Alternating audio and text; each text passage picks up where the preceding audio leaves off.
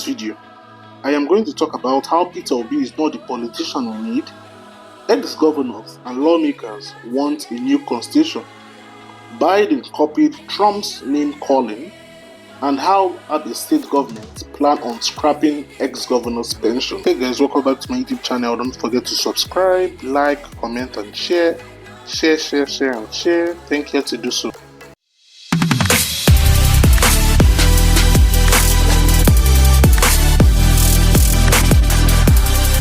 Biden's campaign reportedly copies Donald Trump's name-calling strategy, calls ex-president broke down in email. President Biden's 2024 campaign has employed a new strategy, one taken right out of former President Donald Trump's playbook, name-calling, according to Fox News. Trump, during his 2016 primary campaign, referred to top Republican primary opponents as lying turd and little Mary. He took jabs at Democrats like Senator Elizabeth as Pocahontas and Speaker of the House as Crazy Nancy. He called his 2016 presidential opponent Crooked Hillary, and then in 2020 called Biden Crazy Joe. The Biden camp distributed an email this week calling the president's opponent Broke Dawn, a reference to Trump's financial troubles. The 45th president recently failed to secure an appeal bond to delay payment of the $464 million he owes due to AG James' civil investigation of the Trump organization. Trump can't raise money, isn't campaigning, and is letting convicts and conspiracy theorists run his campaign, the email claims. Trump has mocked Biden for years, saying the 46th president allegedly was avoiding the press and hiding in his basement during the 2020 race, which the email appears to reference. "We have a guy that doesn't come out of his basement," Trump said during a Fox and Friends appearance in 2020. Somebody like Biden, he doesn't know what to do. He doesn't come out because he can't. He doesn't take any questions from reporters. This guy doesn't come out of his basement, and he hasn't taken one question. Election filings that were published on Wednesday showed that Trump raised $20 million for his campaign in February, while Biden's campaign raised $53 million.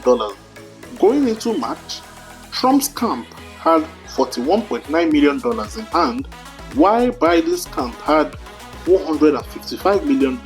Trump's campaign communications director, Stephen, lambasted the Biden's camp email in a statement to Fox News Digital. "If Crooked Joe's broken brain campaign thinks it can play the game better than we can, they are in for a rude awakening," Stephen wrote. "They have a cognitively impaired freak show candidate who literally embarrasses himself every time he opens his mouth or shuffles his feet, only to fall on his ass for the world to see." Ex-governors, lawmakers, others demand new constitution for Nigeria to send team to engage presidency, National Assembly. Some prominent Nigerians, including former governors, legislators, and other leaders of thought, have called for the reconfiguration of the country's governance system and structure to address the imbalance in the existing federalism. This was part of the resolution reached at a dialogue organized by the Patriots, a group of prominent Nigerian leaders of thought led by Chief Emeka Anyaoku, former Commonwealth Secretary General. The Patriots General Secretary for National Constitutional Dialogue 2024 in Lagos, Olawale Okuninyi, in a statement on Sunday said the group hosted the National Dialogue to commemorate the 10th anniversary of the 2014 National Confab in honor of late Professor Ben Wabizi, SAN, the immediate past chairman of the Patriots. The focus of the dialogue was on a prosperous future for Nigeria through the prospect of a new democratic people's constitution that will offer assured hope and prosperity to the diverse people and citizens of Nigeria in the face of the current socio-economic miseries, political instability, and worsening insecurity in the country. Participants at the well-attended national dialogue included elder statesmen, Lagos Governor Babajide Sanwo-Olu, former governors serving and ex-senators, former ministers, traditional rulers, constitutional lawyers, delegates to previous constitutional confabs of Nigeria, leaders of thought, scholars, other members of the Nigerian public, and the organizers. After a long and robust deliberation that followed the keynote address by Professor Mike Ozokume, SAN, and contributors from invited discordants and participants, the colloquium requested that some consensual conclusions and recommendations be submitted to the Presidency and the National Assembly for their swift consideration and appropriate action.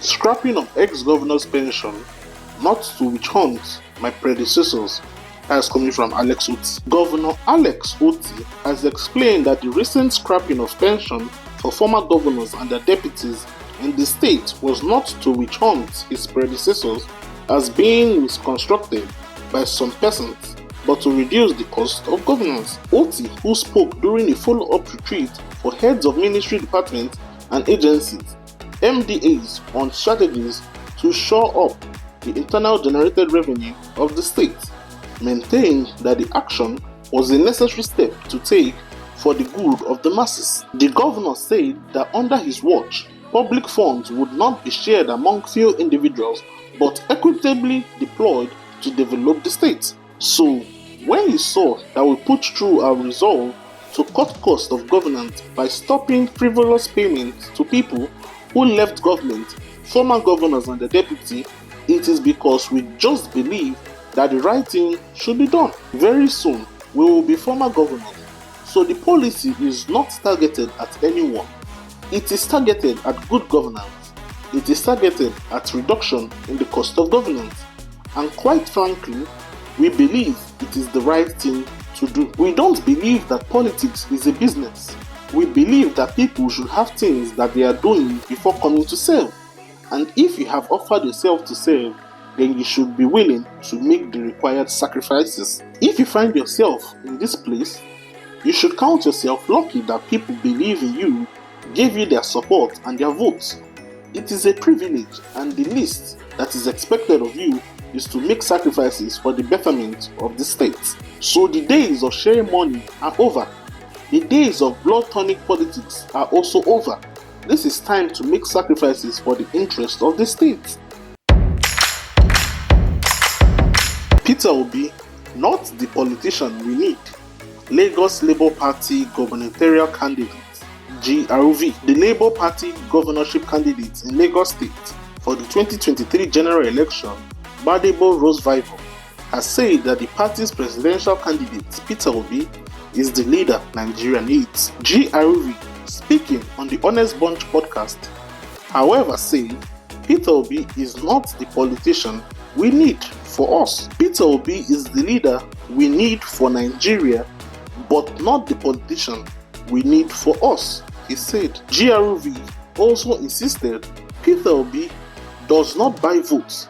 He won Lagos without buying votes. Obi finished in third position during last year's polls, behind President Bola Tinubu and Atiku Abubakar. On his part, GRV lost the governorship election to Governor Babajide Sanwo-Olu. GRV challenged the election result all the way to the Supreme Court, where a 5-member panel, in a unanimous judgment delivered in January 2024, affirmed the declaration of Sanwo-Olu as the winner of the March 18, 2023 governorship election after dismissing 2 separate appeals challenging his victory. I have come to the end of this video. Don't forget to subscribe, like, comment and share. Share and share. Thank you as you do so. See you next time. Yes, so we can pepper